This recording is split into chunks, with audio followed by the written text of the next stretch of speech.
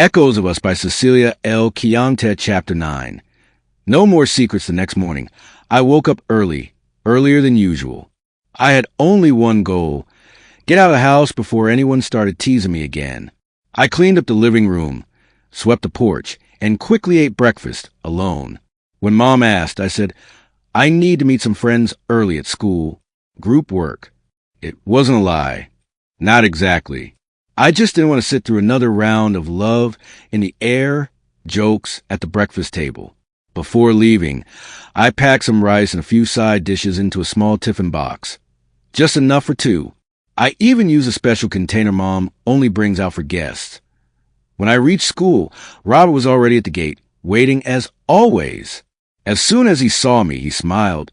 And just like that, all the nerves from last night vanished.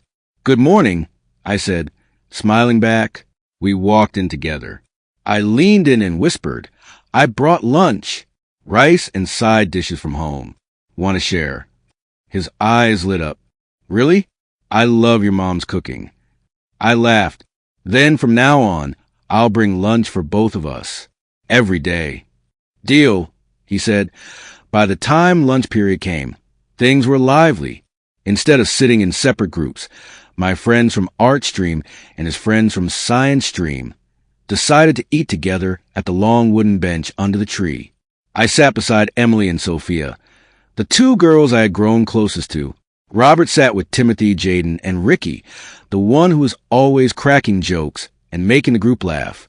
I pulled out the lunchbox and handed it to Robert, who grinned like a little boy.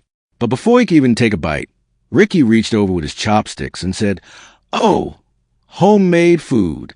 I'm having some.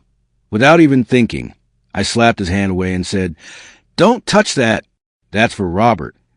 Everyone went silent for a second. Ricky blinked at me. What? Only for Robert? But we're all friends. Why you only favor him? I burst out laughing. Sorry, I made it specially for him. No sharing. The moment I said it, I realized. Too late. The table exploded with gasps and dramatic teasing. Whoa. Hey. Oh. Special lunch for Robert. Just admit already.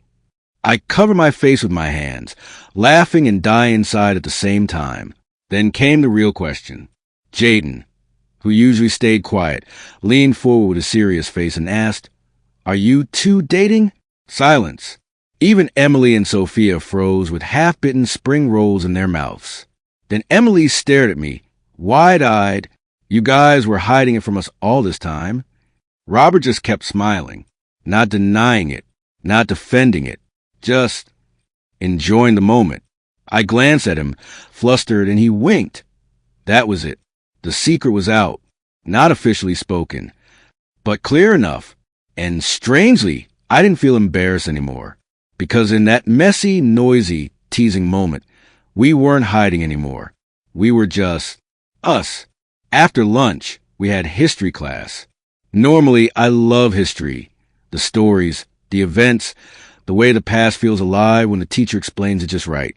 But today, I couldn't concentrate at all, because sitting beside me were Emily and Sophia, who had turned into full-time detectives. When did this start? Did he confess first or you? Did you guys ever hold hands? Tell us everything. They kept whispering questions while trying not to laugh. I tried to hush them, flipping through my textbook with exaggerated focus. Girls, our teacher called from the front. All three of you, eyes on the board, not each other.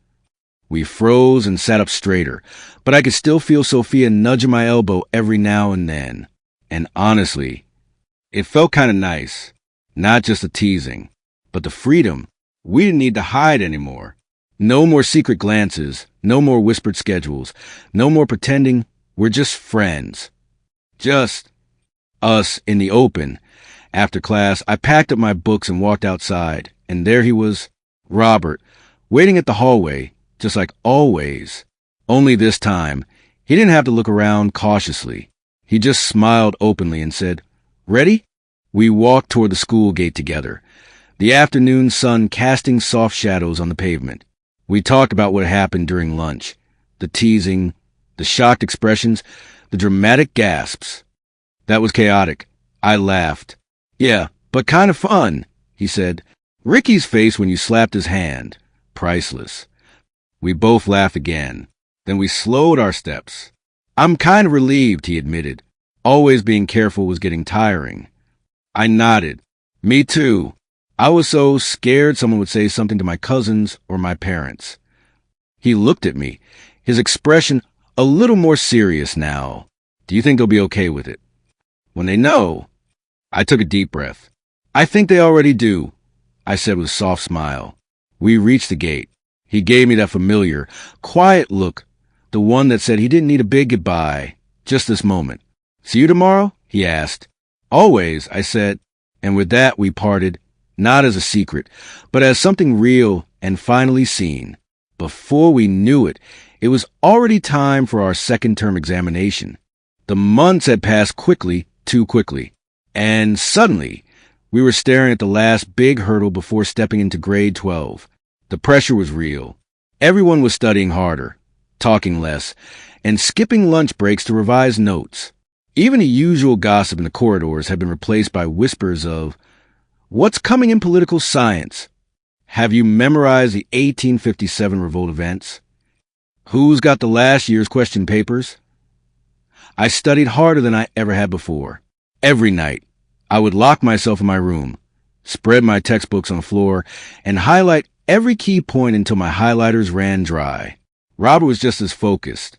We didn't meet as much during lunch anymore.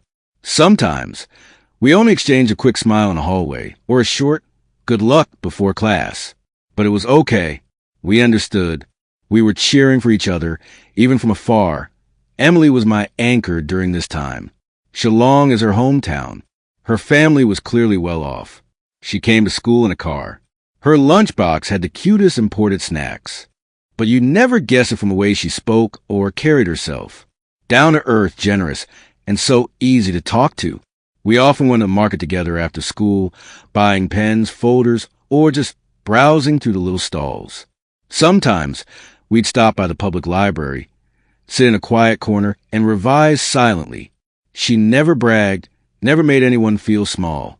When I told her how much I appreciated her friendship, she just smiled and said, "Real people attract real people." Sophia was from Asval. Like me, she stayed in the girls' hostel and shared stories about hostel life that made me laugh and cringe. The water runs out by 7 a.m. Someone stole my shampoo again. We boiled eggs in the kettle yesterday. She had a fiery spirit but a soft heart, and I loved that about her. As the exams approached, the three of us became a little team, sharing notes, waking each other up in class when we dozed off, quizzing one another before tests. It wasn't just about studying. It was about growing together, each of us carrying our own dreams, our own pressure, but never alone. Chapter 10, coming soon. Please subscribe and share.